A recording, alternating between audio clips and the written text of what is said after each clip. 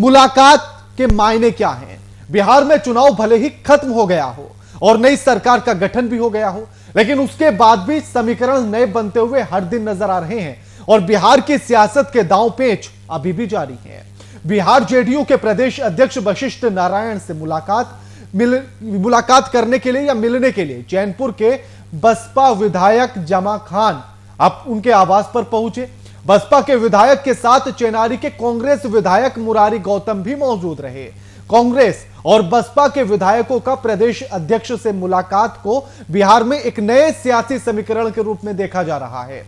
बिहार के एक निर्दलीय विधायक पहले ही सरकार का समर्थन कर चुके हैं। ऐसे में बसपा और कांग्रेस के विधायक का जेडीयू के प्रदेश अध्यक्ष से मिलना कई नए समीकरण की ओर इशारा कर रहा है। जेडीयू के प्रदेश अध्यक्ष वशिष्ठ नारायण सिंह ने इसे एक शिष्टाचार की मुलाकात बताया है, लेकिन राजनीति में हर शिष्टाचार मुलाकात के अपने ही राजनीतिक मायने होते हैं और उसी पर देखिए हमारी एक खास रिपोर्ट।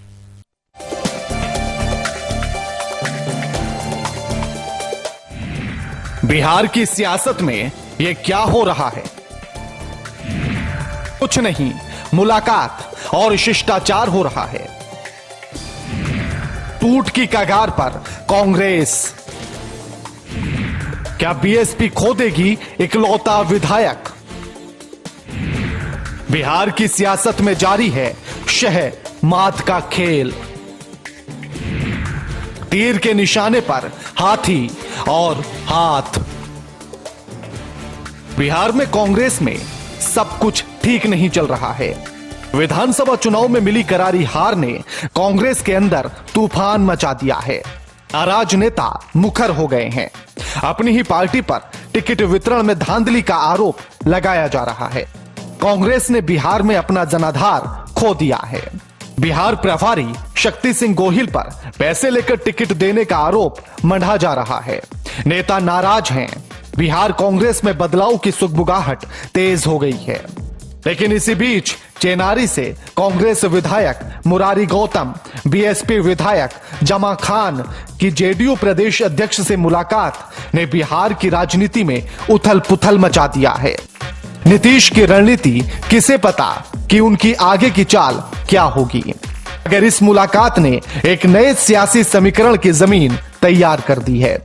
हालांकि जेडीयू प्रदेश अध्यक्ष वशिष्ठ नारायण सिंह ने इसे एक शिष्टाचार की मुलाकात भर बताया है, मगर सियासी गलियारे में कयासों का दौर जारी है।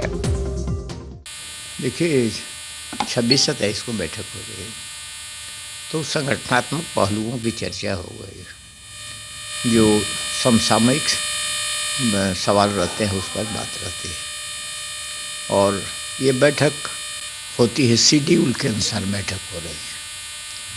तो 26-27 को इंतजार करिए और 26 तारीख के बाद जब बैठक हो जाएगी तो जो निर्णय लिए जाएंगे वो आप लोग को सूचित किया जाएगा। क्या कांग्रेस टूटने वाली है? क्या बीएसपी अपना इकलौता विधायक खोने वाली है? आखिर इस मुलाकात के मायने क्या है? और इसके साथ एक सवाल और कि ये सिर्फ ट्रेलर है, पिक्चर अभी बाकी है। कांग्रेस इस मुलाकात पर कुछ भी बोलने से बच रही है, लेकिन चिंता की लकीरें माथे पर साफ देखी जा सकती हैं। कांग्रेस मुरारी गौतम को तलब करेगी या नहीं, ये तो कांग्रेस जाने, मगर साफ है कि कांग्रेस अगर समय रहते अपने नाराज नेताओं को नहीं संभाल पाई तो भारी नुकसान झेलना होगा। आपके ऊपर हर दिन नए नए खुलासे करने के प्रेशर ज़रूर रहता है और जो नया बात आप कह रहे हैं ये व्यक्तिगत मुलाकात है। वो मुंडेश्वरी धाम के जो डेवलपमेंट के बारे में हमारे विधायक को बसपा के विधायक बोले, जो ऐसे मुंडेश्वरी धाम के बारे में आपको कहना था सरकार से, चलिए हम लोग चल के इस बात को कहते हैं। जो चूंकि शाहबाद से ही ये लोग एमएलए हैं। नीतीश की क्या है सियासी रणनीति? बिहार में साथ तो बंगाल में अलग क्यों? एनडीए में सब ठीक तो है? नीतीश को विपक्ष से ज्यादा बीजेपी से खतरा। विधानसभा चुनाव जेडीयू के लिए भी एक बड़ा झटका था। भले मुख्यमंत्री नीतीश कुमार हैं, मगर कम सीट जीतने का दंश झेल रहे हैं और झेलते रहेंगे। ऐसे में अगर विधायक टूटकर जेडीयू में शामिल होते हैं तो वो नीतीश के लिए संजीवनी होगा। नीतीश भी इसी जुगत में लगे हैं। पिछले एक महीने की सरकार को गौर से देखा जाए तो समझा जा सकता है कि नीतीश को विपक्ष से ज्यादा बीजेपी से खतरा है। बंगाल चुनाव बीजेपी अकेले लड़ेगी और जेडीयू भी अपने प्रत्याशी मैदान में उतारेगी। राजनीतिक पंडितों का मानना है कि ऐसे में बिहार में एनडीए के रिश्तों पर भी इसका असर पड़ सकता है। एनडीए में भी शह मात का खेल जारी है। ऐसे में बिहार की सियासत कब किस ओर करवट लेगी ये देखना होगा। Bureau report, VIP news, Patna.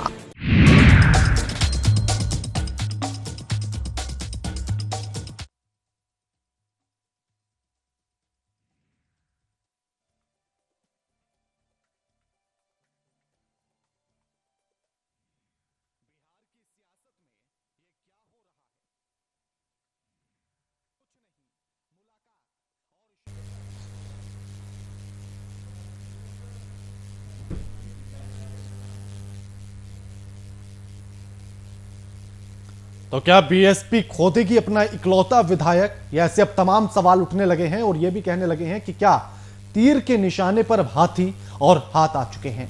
इस खबर पर हमारे साथ हमारे वरिष्ठ संपादक मधुरशील जी हमारे साथ लाइव जुड़ गए हैं। मधुर जी, जिस तरह की राजनीति अब बिहार के भीतर देखी जा रही है और मुलाकात जो शिष्टाचार वाली हो रही है, क्या कहा जाए कि तीर के निशाने पर हाथी और हाथ आ चुके हैं? देखिए राणा, जिस तरह से जो राजनीतिक समीकरण लगातार बनते बिगड़ते नजर आ रहे हैं, हालांकि जदयू ने इसको एक औपचारिक मुलाकात मात्र बताया है, लेकिन बसपा के विधायक के बारे में पहले से ही ये चर्चा चल रही थी कि अगर जरूरत पड़ी तो वो सरकार को समर्थन कर सकते हैं, या तो बसपा में रहते हुए या फिर पाला बदल करके, क्योंकि वो अकेले अपनी पार्टी के विधायक हैं, लिहाजा उनके ऊपर अगर वो पाला बदलते भी हैं तो दल बदल जो विधेयक कानून है उस पर उनके ऊपर लागू नहीं होगा। लेकिन कांग्रेस के चूंकि 19 विधायक हैं, केवल मुरारी गौतम के मिल लेने मात्र से, या हो सकता है कि ये रिप्रेजेंटेटिव के रूप में कांग्रेस के जो नाराज विधायक, असंतुष्ट जो विधायक हैं, उनके प्रतिनिधि के रूप में अगर वो मिले होंगे वशिष्ठ नारायण सिंह से, तो एक नए समीकरण का संकेत का आगाज कह लीजिए कि हो चुका है। और कांग्रेस को, चूंकि आपने देखा होगा कि शुरुआती दिन से जब ये परिणाम आए थे सामने, तभी आपने देखा होगा कि कई केंद्रीय पर्यवेक्षक, रणदीप सुरजेवाला और के साथ और कई केंद्रीय पर्यवेक्षक आकर के यहाँ पड़े हुए थे कि ताकि उस समय उनके विधायक नहीं टूट सके, और कमजोर कड़ी के रूप में उनको माना जाता रहा है प्रारंभिक दौर से ही। अब ये देखने वाली बात होगी कि मुरारी गौतम, केवल उनकी मंशा अगर मिलने की है तो वो संभव नहीं हो सकता, क्योंकि दल बदल निषेधात्मक जो कानून है वो उनके ऊपर लागू होगा और उनकी सदस्यता जा सकती है। और ऐसे में ना तो जदयू को फायदा होगा ना मुरारी गौतम को फायदा होगा। लेकिन अगर कांग्रेस के नाराज असंतुष्ट विधायकों के प्रतिनिधि के रूप में अगर मुरारी गौतम गए होंगे तो एक दूसरे तरह का राजनीतिक संकेत जरूर माना जा सकता है जो समीकरण को बदल सकता है। और अभी जो 19 विधायक महागठबंधन के पाले में हैं, लेकिन कांग्रेस को तोड़ने के लिए अगर कांग्रेस के विधायकों का समर्थन जदयू को चाहिए तो उनको 2/3 बहुमत, मतलब 19 में से बहुमत का आंकड़ा इनके पास आना चाहिए, तभी उनकी सदस्यता बरकरार रह पाएगी। तो ये तमाम कई तरह की जो तकनीकी पेच है वो सामने दिख रहा है। लेकिन ये देखना होगा, अगर कांग्रेस निष्कासित करती है तो भी इनकी सदस्यता बनी रहेगी, निलंबित सदस्यों की सदस्यता नहीं जाती। दूसरे, अगर पार्टी से उसका निष्कासन होता है तब। लेकिन अगर स्वतंत्र इकाई बना करके या गुट बना करके वो शामिल होना चाहते हैं तो बहुमत के हिसाब से आना पड़ेगा। अगर 19 विधायक हैं तो यहाँ उनको कम से कम 11 विधायकों का मतलब समर्थन जदयू के साथ अगर जुड़ते हैं तब उनका अस्तित्व सदन के अंदर बरकरार रह पाएगा एक सदस्य के रूप में। तो ये तमाम तरह की पेच है, अब तमाम तरह की चीज़ें चल रही हैं। देखने वाली बात ये होगी कि जिसको औपचारिक मुलाकात वशिष्ठ नारायण सिंह बता रहे हैं, ये औपचारिक मुलाकात कब अनौपचारिक होती है और कब ये फॉर्मल से नॉन फॉर्मल होती है, और ये बसपा के विधायक का जो एड्रेस अभी और चुनाव चिन्ह हाथी छाप है और बसपा का वो एड्रेस बना हुआ है, ये कब तक रह पाता है? वो जदयू और तीर निशान के साथ जुड़ता है, उनका नाम चैनपुर विधायक जो है बसपा के, जिस तरह की चीजें मधुर जी देखी जा रही हैं बिहार में कि बीजेपी बड़े भाई की भूमिका में है और नीतीश कुमार इस बात को पचा नहीं पा रहे हैं, तो ये सारी राजनीति इसीलिए हो रही है ताकि नीतीश कुमार अपने आप को ऊपर उठा सके और जिस दबाव में वो हैं उसको कम किया जा सके।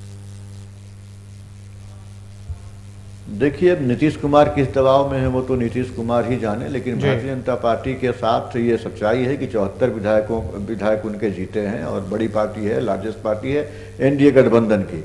लेकिन जो उनका कमिटमेंट था, उस कमिटमेंट के लिहाज से नीतीश कुमार को एनडीए बिल्कुल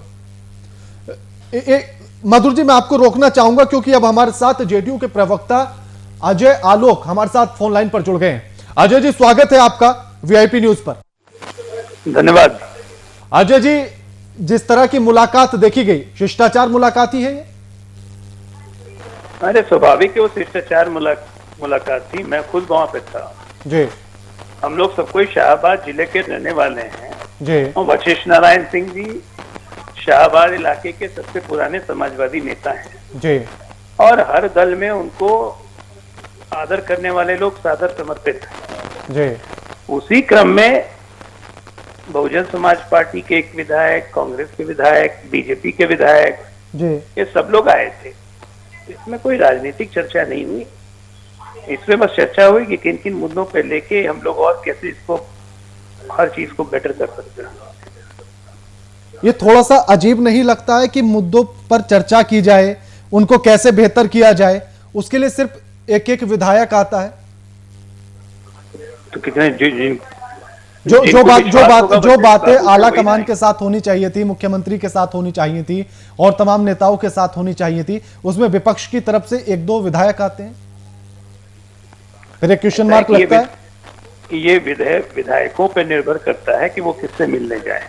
जी। मेरे घर में मुझसे रोज दिन 3-4 विधायक मिलते हैं जी। तो रोज दिन क्या राजनीतिक चर्चा थोड़ी ना होती है, आपसी परस्पर संबंध भी होता है। जी। नहीं, आपसी परस्पर संबंध होते हैं वो बात सही है, लेकिन जिस तरह से आपने अभी इस बात को कहा था कि सिर्फ कुछ मुद्दों को लेकर चर्चा करनी थी इसलिए आए थे, तब फिर आपसी संबंध नहीं रह जाते ना, फिर राजनीतिक संबंध हो जाते हैं। अरे ये व्यवहारिक बात थी, आप इसको तूल दे रहे हैं, इसमें कोई राजनीतिक अर्थ मत निकालिए, कोई दलबल नहीं छोड़ रहा है। ये बात भी हमने नहीं कही कि कोई दल छोड़ रहा है अजय जी, ये तो आप कह रहे हैं। अब मैं वही कह रहा हूँ कि राजनीतिक अर्थ इसका मत निकालिए, इसलिए मैंने साफ साफ बोल दिया, उसको लंबा घुमा के खींचने की जरूरत क्या है? क्योंकि अजय जी ये भी आप लोगों का ही कहना है, राजनीति के लोगों का कहना है कि राजनीति में कुछ भी स्थायी नहीं होता है, तो शिष्टाचार मुलाकात के भी तमाम मायने निकल जाते हैं। आप मायने नहीं निकालिएगा तो फिर खबर कैसे बनेगी? इसीलिए तो आपसे पूछ रहे हैं मुलाकात अजय जी, इसीलिए तो आपसे पूछ रहे हैं। आप मायने निकालने के लिए बिल्कुल स्वतंत्र हैं, आप लोग अपना काम करते रहे। बिल्कुल बिल्कुल, शुक्रिया अजय जी आपका हमारे साथ ये तमाम बातचीत करने के लिए। धन्यवाद। हमारे साथ हमारे वरिष्ठ संपादक मधुरशील जी जुड़े हुए हैं। मधुर जी, जिस तरह से अभी अजय जी कह रहे थे, उनका कहना है कि ये तो सिर्फ आपसी मुलाकात थी और उनके पास भी तमाम लोग मिलने के लिए आते हैं, तमाम विधायक मिलने के लिए आते हैं, तो इसके मायने सिर्फ आप पत्रकार होने के नाते निकालते रहिए। मधुर जी देखिए, जब तक गेम जो है और जब तक ये जो इनका खेल है, सियासी जो चाल है, खेल है, जब तक एक मुकाम तक नहीं पहुंच जाता तब तक ये कुछ भी बोलने से कतराते रहते हैं, क्योंकि कई तरह की अनहोनी की संभावनाएं होती हैं राजनीति में। लेकिन जिस तरह से लोगों ने मतलब मिला और विधायकों की मुलाकात हुई है, औपचारिक मुलाकात ही माना जा सकता है। प्रस्ताव जदयू की तरफ से गया या खुद प्रस्ताव लेकर के बसपा के विधायक आए या कांग्रेस के विधायक आए। कांग्रेस के अंदर खाने में सब कुछ ठीक नहीं चल रहा है, ये लगातार खबरें आ रही हैं। पराजय को लेकर के, समीक्षा को लेकर के कई एक खेमा बना हुआ अलग जो ये कह रहा है कि समीक्षा कीजिए और तमाम ठीकरा फोड़े जा रहे हैं एक दूसरे पर। तो कांग्रेस में विधायक संतुष्ट हैं, नाराज हैं तमाम इस तरह से, तो वहाँ एक टूट की गुंजाइश बनती जो आ रही है, कांग्रेस के अंदर जो राष्ट्रीय स्तर पर भी आप देख रहे हैं खेमेबाजी चल रही है, और इधर ये लगातार जो राज्य के का सियासी गलियारा भी उस वजह से गरमाया हुआ है। और ऐसे में एक विधायक का जो कि ठीक है वो उसी इलाके से आते हैं जहाँ से, हालांकि वशिष्ठ नारायण सिंह भोजपुर जिले से आते हैं, वो कैमूर जिले से आते हैं, रोहतास जिले से आते हैं लोग, तो ये देखने वाली बात होगी कि जो भी है वशिष्ठ नारायण सिंह पुराने समाजवादी नेता हैं। आलोक जी ने तो उनका दायरा कम कर दिया, बल्कि कि वो उस क्षेत्र के लोगों में, बिहार में जीवित जितने भी समाजवादी नेता उसमें वरिष्ठ हैं वशिष्ठ नारायण सिंह जी। लेकिन तो उन्होंने तो कह दिया कि एक जिले के हैं इसलिए वरिष्ठता का उनका वो, चूंकि उनके कद को एक तरह से छोटा किया आलोक जी ने अपने नेता का, प्रदेश अध्यक्ष है वशिष्ठ नारायण सिंह उनके जी। तो वो स्थिति है कि औपचारिक मुलाकात भी होती है, लेकिन ऐसे लेकिन मधुर जी अगर उनकी बातों को ध्यान से सुना जाए तो जिस तरह से अजय आलोक अभी कह रहे थे, उन्होंने इस बात को भी कहा कि कोई दल नहीं छोड़ रहा है। तो जब मेरा सवाल उनसे हुआ कि दल छोड़ने का जिक्र तो हम कर ही नहीं रहे हैं, तो वो इस बात पर मुस्कुरा देते हैं, यानी कि वो दोनों तरफ से वो जेडीयू और कांग्रेस दोनों के प्रवक्ता बन गए थे। तो वो बिना चिंगारी के तो आग सुलगती नहीं है। जब दोस्ती बनेगी तो दोस्ती जब बढ़ती है तो उसकी बात भी उनको करनी पड़ेगी, मतलब अपने दोस्त की भी बात खुद से बोलनी पड़ेगी। तो वो प्रवक्ता हैं, काफी वर्षों से प्रवक्ता हैं, और अब उनके साथ अगर कोई आना चाह रहा है तो उसको साथ लेने की कोशिश में भी रहेंगे, क्योंकि वो भी चाहते हैं कि हमारी संख्या 43 से कम उस स्थिति तक जाए जहां 50 के ऊपर उनकी संख्या हुआ करती थी या 70 के आसपास की संख्या होती थी। तो कुनबा बढ़ाने की कोशिश राजनीति में हर दल करता है, चाहे चुनाव जिता करके चाहे जोड़ तोड़ करके। तो चुनाव जिता करके तो 43 ही विधायक उनके जीते, लेकिन अब जोड़ तोड़ की एक गुंजाइश बची हुई है। अब ये देखना है कामयाबी की तरफ जिस तरह बढ़ते जाएंगे वैसे वैसे कुछ न कुछ वो मतलब बोलते जाएंगे, और आपको जो एक राज्य की जनता जो संशय की स्थिति में है इस मुलाकात को लेकर के, वो संशय भी वक्त आने पर दूर होता चला जाएगा। राणा जी बिल्कुल, शुक्रिया मधुर जी आपका हमारे साथ ये तमाम बातचीत करने के लिए।